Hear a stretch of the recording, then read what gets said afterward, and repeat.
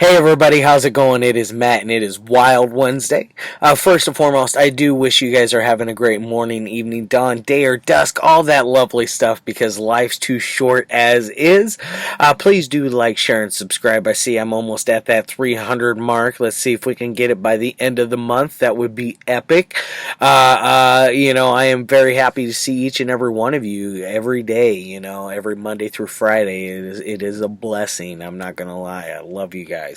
And then do always look in the description box for more information on the daily film, such as a brief synopsis, your starring cast, your director, the runtime of the cut I am watching, along with an MPAA rating, if there is one, which chances are there is not going to be one with the stuff that I review, because most of it is either unrated, not rated at all, or it director's cuts or extended cuts or whatever. They're definitely 9 times out of 10 there's no rating on there.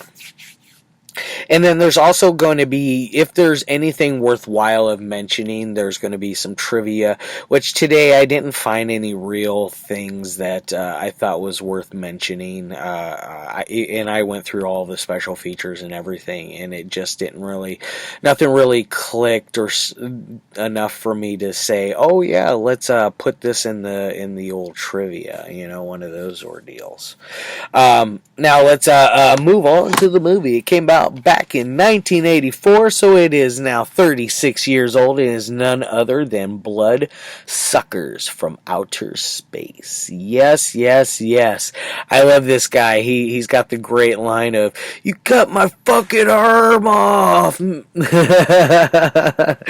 is always fun. Every time I watch this movie, that whole part always cracks me up. I don't know what it is about it. It just makes me giggle.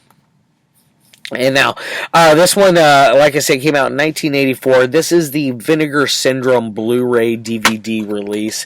It is standard issue press Blu-ray DVD. Has an alternative artwork, which I am not too hip on. It's okay. I like this other artwork much more because that is what honestly, I think that's what it was when I was growing up, or at least from what I remember, it looked like this. I think. I could be wrong. It's been since I was a teenager since I've watched this movie. It's been like 20 years almost. It's been a long time. Now this one runs at, as far as special features go, you got a making of documentary which runs at like 51 minutes long. It's a nice lengthy making of doc, which basically has a lot of interviews on there from most of the starring cast, including Thom Meyers, Laura Ellis, Robert Bradeen, Big John Brigham did not do an interview on there. I think he might have been passed. And then there's Franny Coppenbarger. Sorry, that was just a tough one for me to say for some reason. But there is a nice little plethora of the entire cast on here. Not the entire cast, but a huge portion of the cast have appearances on the special features in here, which is very cool. There is also a feature where they go over, what was it? They talk about, they go over to the town that Bloodsuckers was filmed in, and they go through and show how much of a ghost town it really has been, and has become even worse over time since they have been filming there. Most of the businesses are gone.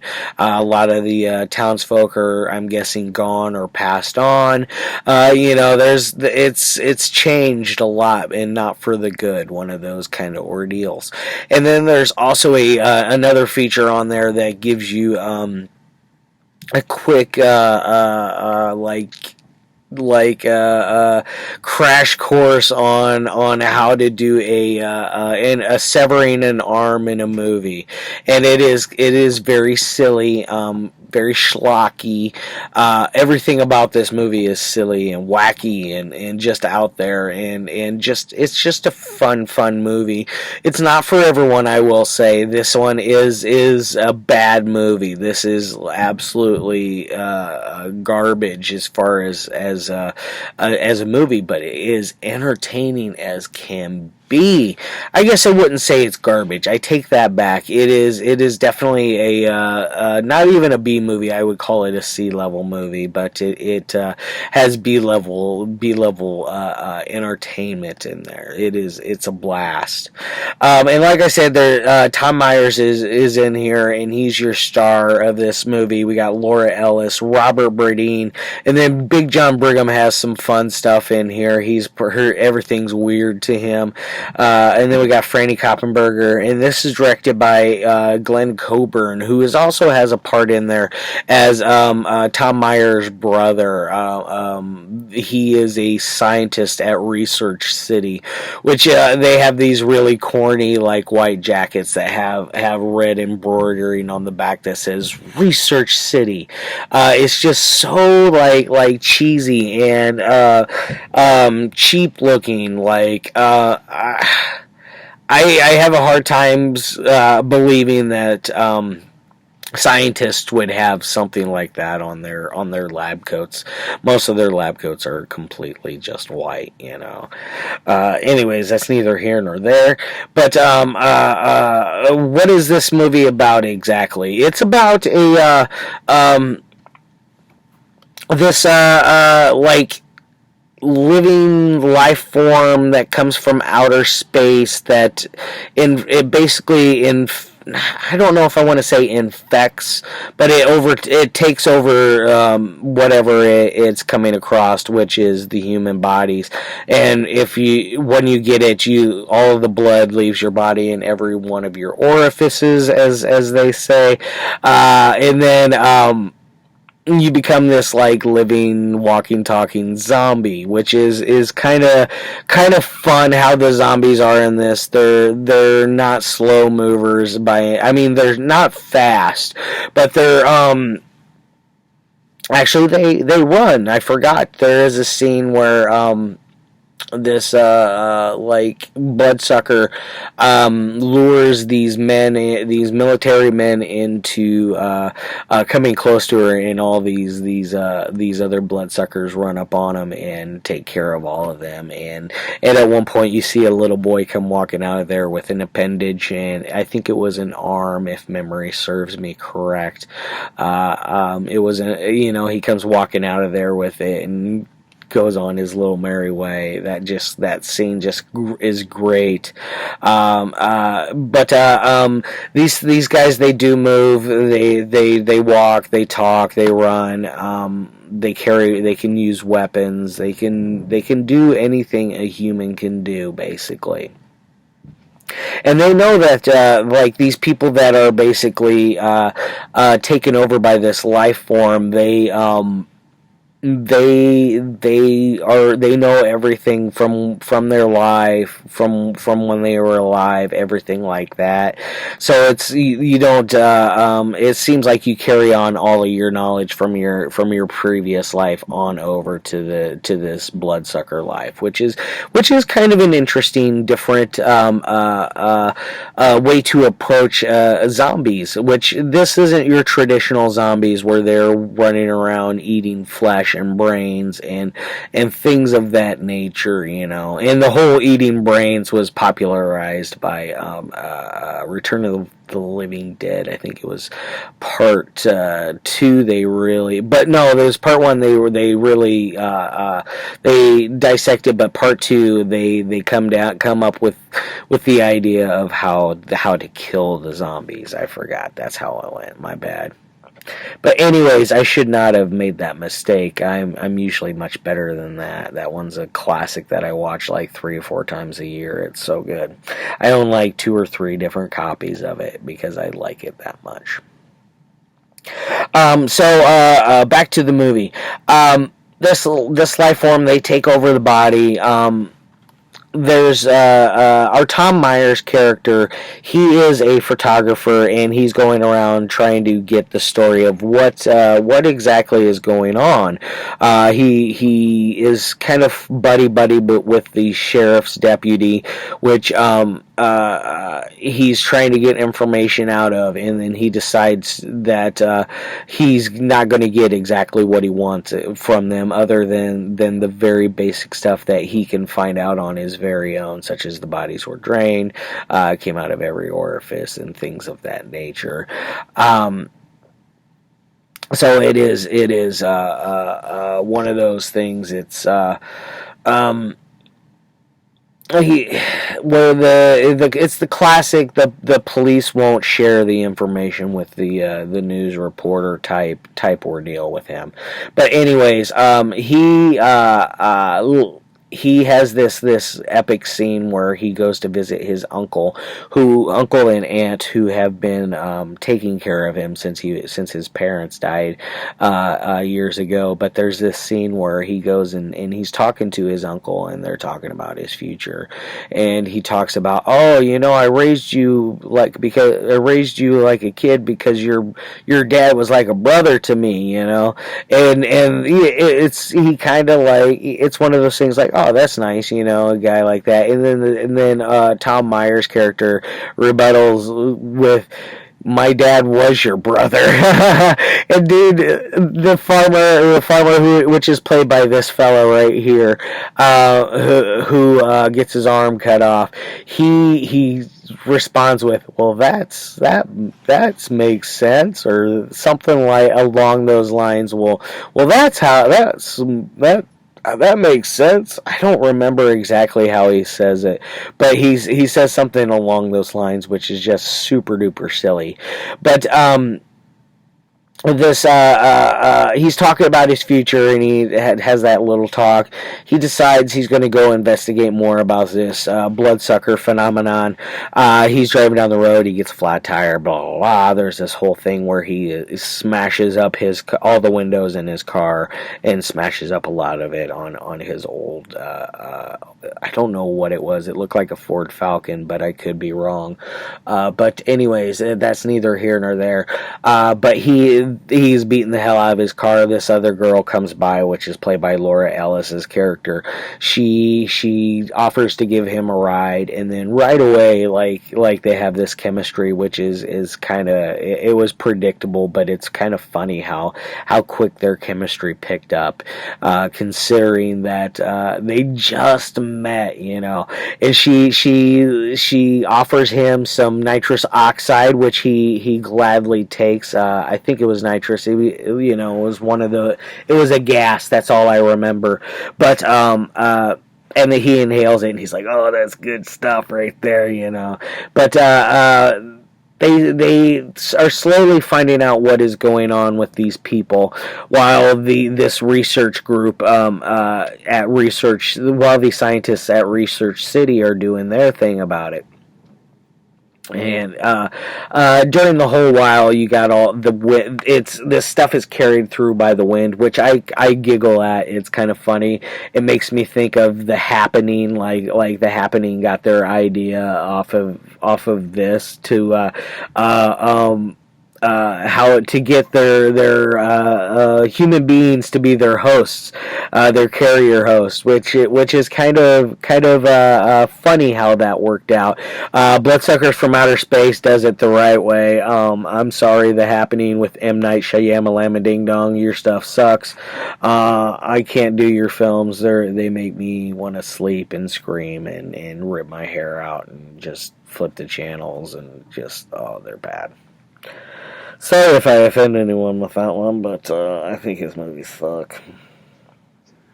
Anyways, now they're basically trying to go through and figure out what's going on with why these bloodsuckers are there, what their intentions are.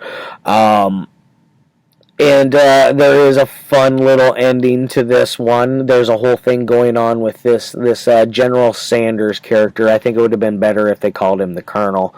But either way, that would have been too much of a silly joke. But General Sanders, who is a gun-toting, insane madman that wants to drop nuclear bombs on these bloodsuckers.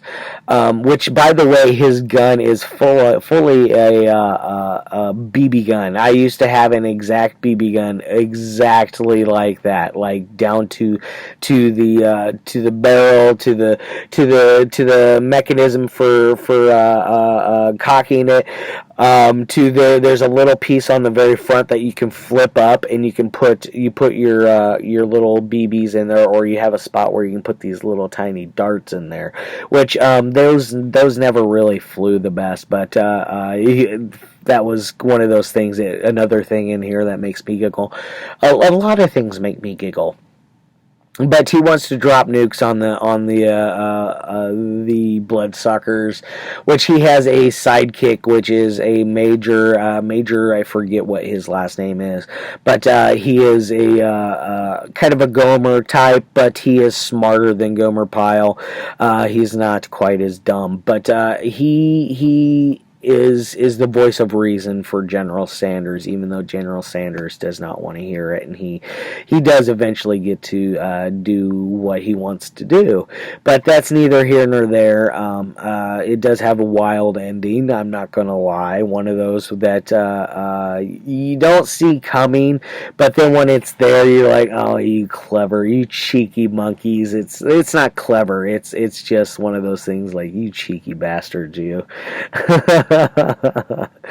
But it's just a fun one from beginning to end. I can't say enough on how silly this one is. It is like trauma level silly, but not offensive level like what trauma likes to do. Like trauma sets out to make waves, to make headlines, to offend as many people as possible, to get people to watch their films, because we all know bad news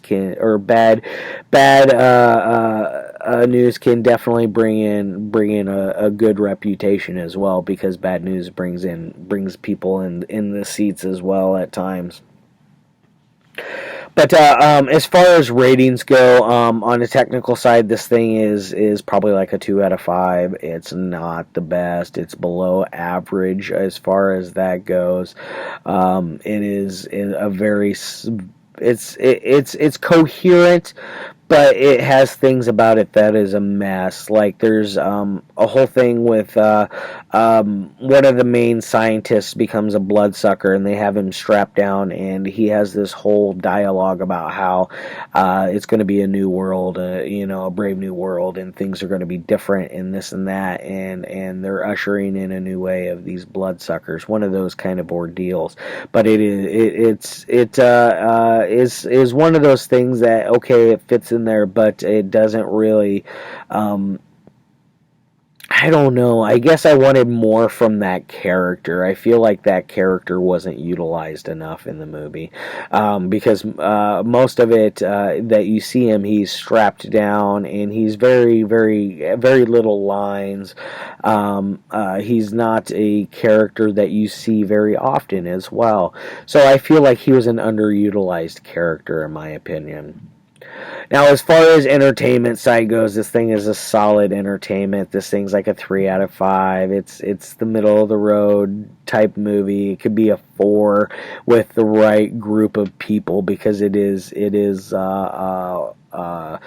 one of those it's so bad it's good type movies. It's not like super bad like a Sharknado or anything like those. It's not quite like that. This one it doesn't take itself serious, but it does in the same sense, if that makes sense. Alright guys, a 5 out of 10, I think that's what a perfect 5 or a 6 out of 10.